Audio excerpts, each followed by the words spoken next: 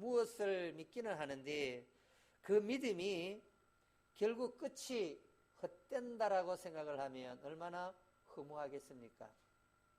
믿기는 믿었는데 그 믿음의 끝이 허무하게 끝났다라고 생각을 하면 얼마나 그 인생이 불쌍한 인생이 될까요? 저와 여러분이 믿는 이 믿음은 결코 헛된 믿음이 되지 않기를 바랍니다. 그리고 오늘 또 그렇게 헛된 믿음이 아니라 온전한 믿음으로 나아갈 수 있도록 하나님께서 우리를 생명의 자리로 불러주신 줄 믿습니다. 네. 사람은요, 누구나 다 종교심이 있습니다. 사람이 살아가면서 누구나 다 이 종교심을 가지게 되는 거예요. 이유가 있다면 종교심은 어디에서 발동이 되느냐 하면요, 종교심은 잃어버린 하나님의 형상 때문에 그렇습니다. 그래서 누군가를 찾게 되고 또 누군가를 의지하고 싶어 하는 것이 인간의 한계 때문입니다. 인류의 역사 가운데 종교는 늘 함께 했습니다. 그래서 누구나 다 종교심이 있게 되는 거죠. 종교심이라는 것은 무언가 절대자를 찾기를 원하는 그 마음, 무언가 의지하고 싶은 그 절대자가 모든 인간에게는 다 필요하다는 거예요. 왜 그렇게 필요하다고요? 하나님의 형상을 잃어버렸기 때문에 그 잃어버린 하나님의 형상, 그 형상을 찾아가는 것이 바로 종교라고 하는 거예요. 그런데 종교는 인생이 살아가는 동안에 누구나 다 찾게 되어지는 것인데, 그런데 그 종교심이, 여러분, 어떤 사람은 참 진리를 찾고 어떤 사람은 비진리 가운데 나아가게 된 것입니다. 여러분, 오늘 본문은요, 이 사도 바울이 2차 전도 여행 중에 이루어졌던 일입니다. 원래 사도 바울은 아시아에 1차 전도 여행 중에 있었던 그 곳들을 그냥 돌보고 오는 것이 목적이었는데, 그런데 성령께서 이제 아시아에서 발길을 이렇게 유럽으로 옮겨가게 되는 거죠. 그러던 중에 베레아라고 하는 곳에서 사도 바울과 실라가 말씀을 전하는데 유대인들의 핍박이 있어가지고요. 그래서 몰래 아덴이라고 하는 곳으로 옮겨갑니다. 아덴은 다른 말로 하면 아테네. 그러니까 아덴이라고 하는 곳에서 전도를 하는 내용입니다. 여러분, 아덴이라고 하는 이곳 너무나 잘 알다시피 헬라 문화의 중심입니다. 헬라 철학의 본산이 이 아덴이라는 것이에요. 당시에 이 아덴 이곳은요 굉장히 철학뿐만 아니라 문화, 예술 이런 것들로도 아주 유명한 곳이잖아요. 그런데 오늘 본문을 보니까 그곳에도 동일하게 범사에 종교심이 많았다라고 이야기를 하죠. 종교심은 누구나 다 가지고 있는데 이들이 가지고 있는 종교심은 사실은 어디에서 출발되어지는 거 하니까 호기심에서부터 출발되어지는 거예요. 그러다 보니까 그냥 알지 못하는 신에게까지도 경배를 하려고 하는 그만큼 종교심이 특심인 것이 아덴이었어요. 여러분 잘 알다시피 헬라 철학에서 우리가 이제 학교라고 하는 것이 나오잖아요. 스콜라라고 하는 말, 스콜라 철학에서 스쿨이라는 단어가 나오는 거예요. 그래서 학교라고 하는 말 자체는 사실 따지고 보면 뭐 아시다시피 우리 이제 이 교육 과정은 헬라 철학에서 출발되어졌기 때문에 공부라고 하는 이 자체는 사실은요, 제가 알기로는 그렇습니다. 저도 교육학을 이렇게 조금 공부를 했습니다만은, 공부가 이 뭡니까? 깊어가면 깊어갈수록 하나님과 거리가 멀어지는 거예요. 철학이라고 하는 게 뭐겠어요? 끊임없이 질문하는 호기심에서 출발되어지는 게 철학 아니겠어요? 철학의 본산, 이 아테네. 결국 이 아테네는 결국은 뭡니까? 멸망하게 되잖아요. 멸망을 하는데 아테네와 뭡니까? 어디죠? 갑자기 기억이 안 나나. 아테네하고 어쨌거나 결국은 여기가 이제 멸망을 하게 되는데요. 스파르타 교육이 어디서 이루어지죠? 에? 스파르타입니까 그냥? 여기 멸망하게 되려. 아테네하고 전쟁을 치러서 스파르타와 이렇게 전쟁에 의해서 결명하게 되는데요. 어쨌거나 이 영향이 이때는 헬라였잖아요. 헬라의 영향이 사실은 나라가 바뀌고 바울이 전할 때는 로마의 영향이 있지만은 문화는 여전히 헬라의 문화가 그대로 이어져 가고 있었다는 것을 우리가 너무나 잘 알잖아요. 그런데 이 아덴에서 이루어졌던 설교의 내용이 오늘 본문에 나오는 중요한 내용입니다. 우리 주변에 사실 많은 사람들이 종교를 찾고 있잖아요. 어떤 사람은 자기도 모르는 사이에 그 종교가 헛된 종교인지도 모르고 때로는요 자기 발뚝을 믿는 사람도 있어요. 그것도 믿음이라고 생각하는 거. 그럼 뭘 믿어요? 힘을 믿는다는 거예요. 자기 자신을 의지한다는 거죠. 뭔가를 찾고는 있는데 잘못 찾고 있는 거예요. 아덴이라고 하는 곳에도 동일하게 알지 못하는 신에게까지도 찾는 거예요.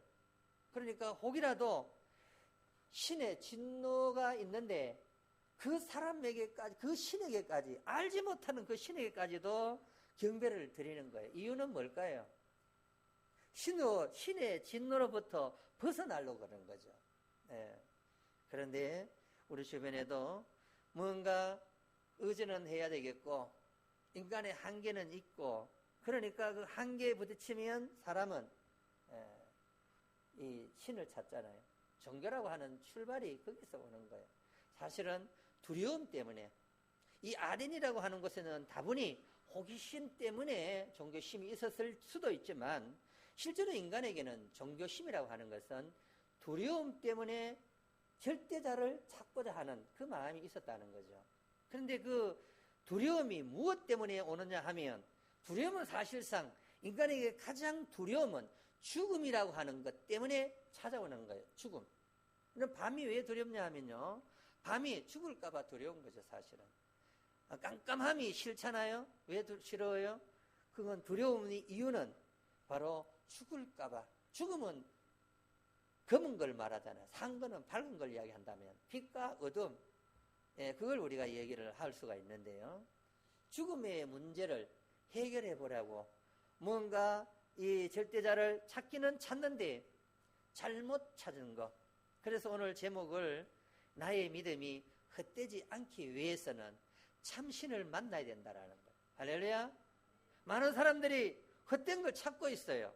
찾고 있는 그 중에 저와 여러분은 참신은 하나님을 잘 믿고 예수 그리스도를 잘 영접하기만 하면 모든 두려움에서 사실은 해방되어진다라는 사실. 사도 바울이 말하고자 했던 이 아덴에서 전도하면서 설교했던 내용의 요지가 무언가? 그 내용의 요지는 딴 게 아니라 너희들이 찾고 있는 그 이름 없는 것까지도 찾고 있는데 너희들에게 범사의 종교심은 많고 있는데 그러나 바른 신앙을 갖지 못했다라고 하는 것을 역설하고 있는 내용입니다. 이들은요 사실은 이 아레오바고라고 하는 곳에서 이렇게 설교가 시작되잖아요. 22절에 보면 아레오바고 하성의 언덕이라는 말이에요. 하성의 언덕. 이 아레이오스라고 하는 게 화성이라는 말이고 바고스라는 말이 언덕. 이 합성어예요. 합성어. 아레오바고라는 말이요. 이 히랍 신화에 아레스라고 하는 게 등장이 하는데 그게 화성입니다. 아레스. 화성.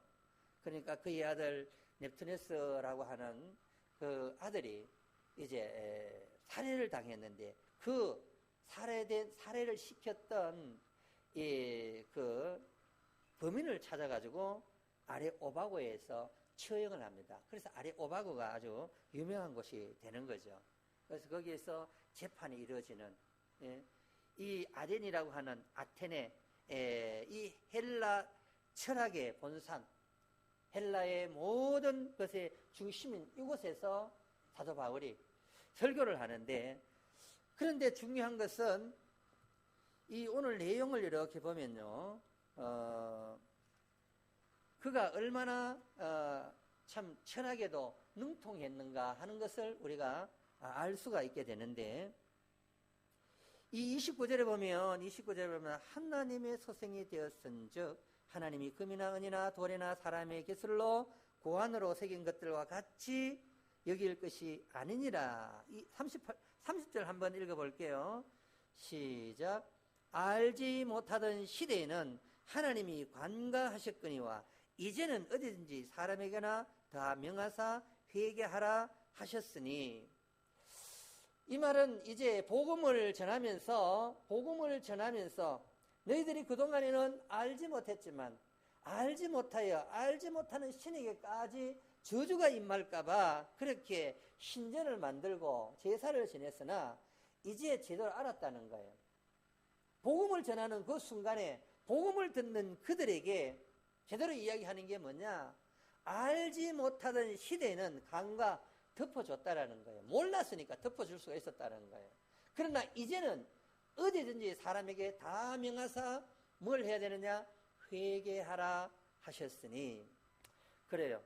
그동안에는 내가 알지 못하여서 내 멋대로 내 마음대로 내 주장대로 내가 주인이 되어 살았다 할지라도 복음을 듣는 순간에 해야 할 일이 있다면, 저와 여러분이 복음을 듣는 순간에 해야 할 일이 있다면 무엇인가 하는 거예요. 그것은 다름이 아니라 회개해야 된다는 사실. 할렐루야. 회개해야 되는 이유가 무엇일까요? 회개는 죄 문제를 해결하는 키가 되기 때문에 회개해야 된다는 사실. 여러분, 죄 없는 사람이 어디에 있겠습니까? 우리는 다 죄가 있는 몸입니다. 죄 없는 사람은 없어요. 어떤 사람은 늘 불안해합니다. 예수님을 평생 동안 믿었다 하면서도 불안해요. 잠이 두렵다고 이야기를 합니다. 늘 두려움의 영이 오는 거예요. 전 두려움은요, 하나님이 주시는 게 아니에요. 너희는 마음에 근심하지 말라. 하나님을 믿으니 또 나를 믿어라. 근심과 두려움은 어두움의 영이 주는 것입니다. 여러분, 죽음 앞에서도 초연할 수 있기를 축복합니다. 죽음이 왜 두려울까? 죽음이 준비되지 않는 자에게는 죽음이 두려운 거예요, 사실은. 왜요? 죽음 이후가 준비되지 않았기 때문에 그런 거예요. 여러분, 사고가 나면 우리가 옛날에는 보험이 잘 되지 않았기 때문에 사고 날까봐 두려운 거예요. 뭔가 사람을 다치게 할까봐 두려운 거예요. 그런데 요즘에는 사람을 다치게 죽여도 사실은 큰 문제가 없는 거예요. 왜요? 보험이라고 하는 제도가 잘 준비되어 있기 때문에 그런 거예요. 마찬가지입니다. 우리의 죽음 이후에도 우리가 보험을 들여놓으면 죽음이 두렵지 않은 거예요. 왜요? 보험이 보장을 시켜주기 때문에 그런 거예요. 그런데 죽음 이후에 보장이 되어지지 않는 사람은 어떻게 될까? 교회 나온다고 보장이 되어 있는 게 아니잖아요. 보장이 된 것은 예수님을 믿어야 보장이 되는 거예요.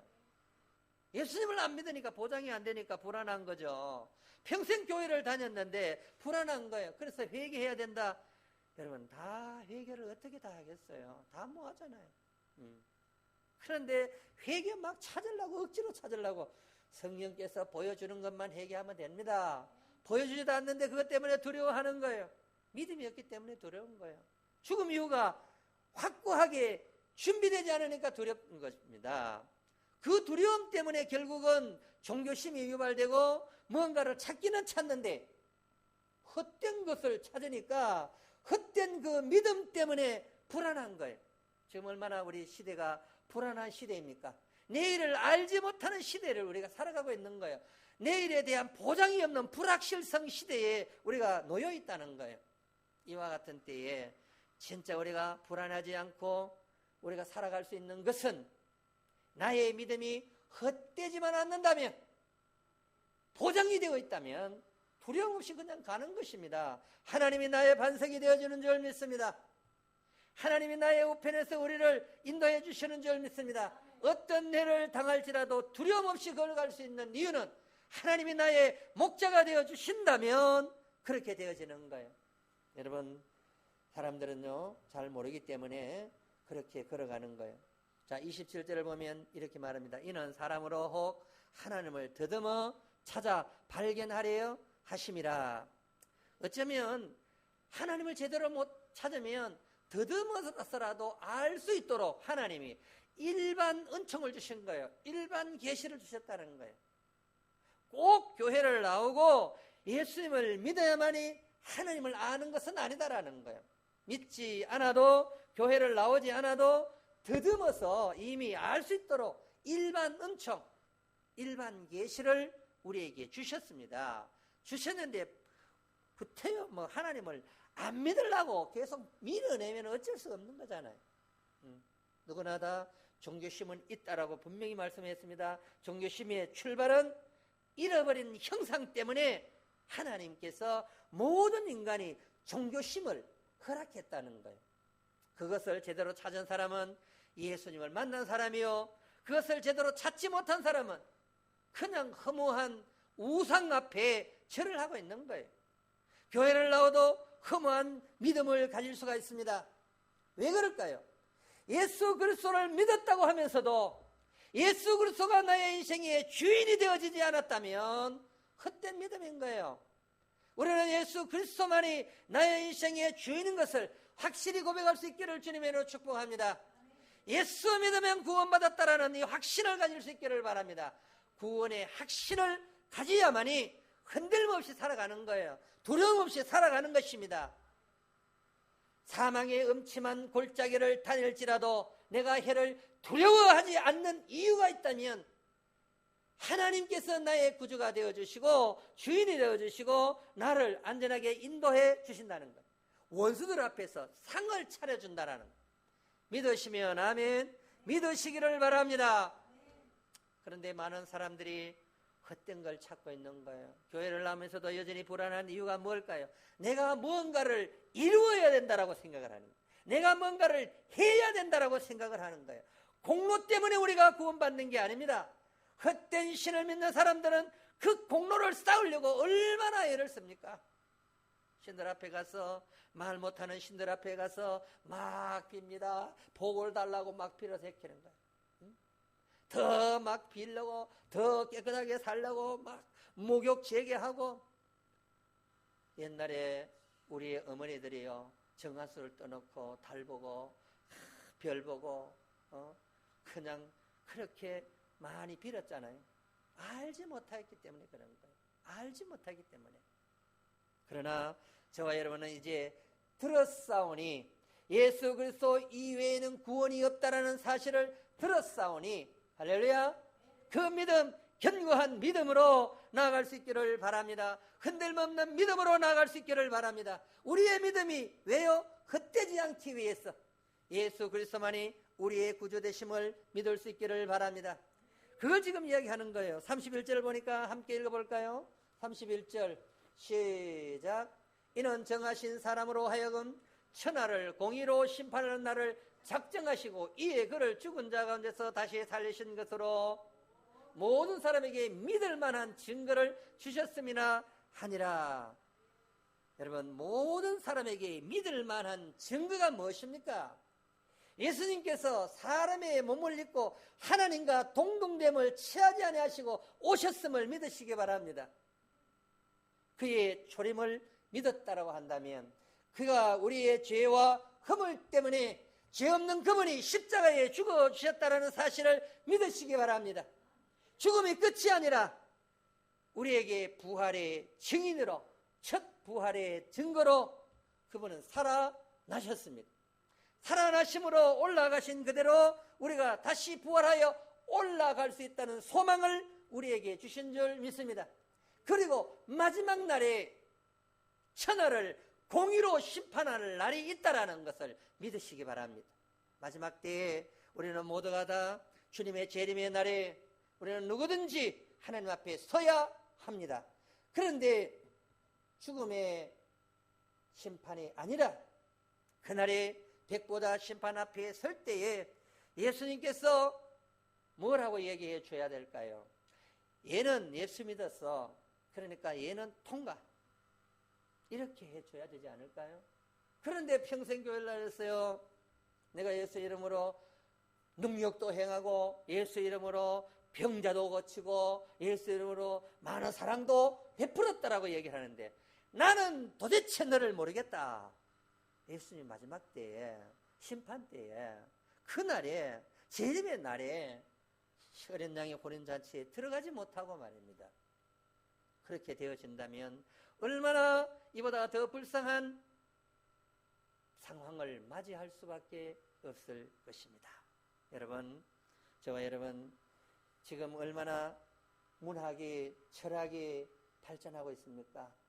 과학이, 의학이 얼마나 많이 발전하고 있습니까?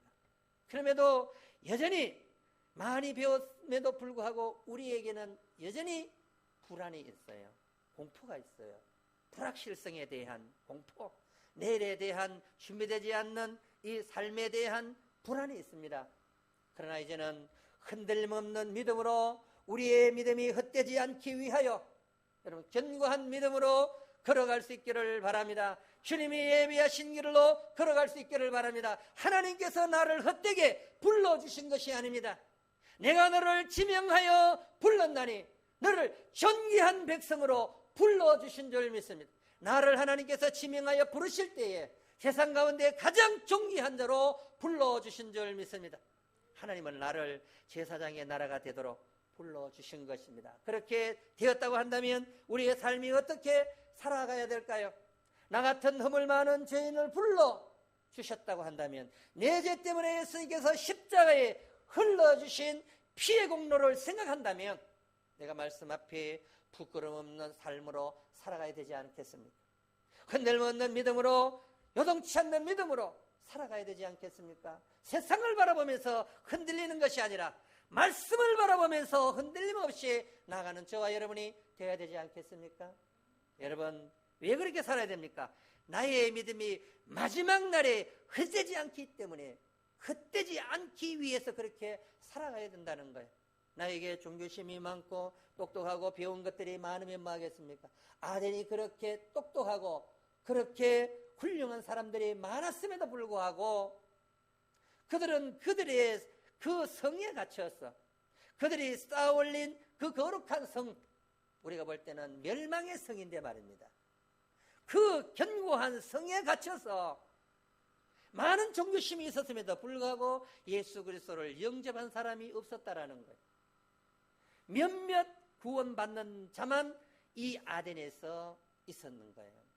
그래서 철학으로는 안 되구나. 철학으로 그들에게 그렇게 똑똑한 말을 전했지만 그래서 그 다음에 고린도에서 나는 이제 사도 바울이 한 말이 뭡니까? 십자가의 도 이외에는 전할 게 없다. 그렇습니다. 우리가 붙잡아야 할 게 뭐겠습니까? 세상의 학문이 아닙니다. 세상의 철학이 아닙니다. 세상의 경험이 아닙니다. 지식이 아니라 오직 십자가의 도만이 우리가 붙잡아야 할 이 믿음의 근거가 되는 것인 줄 믿습니다.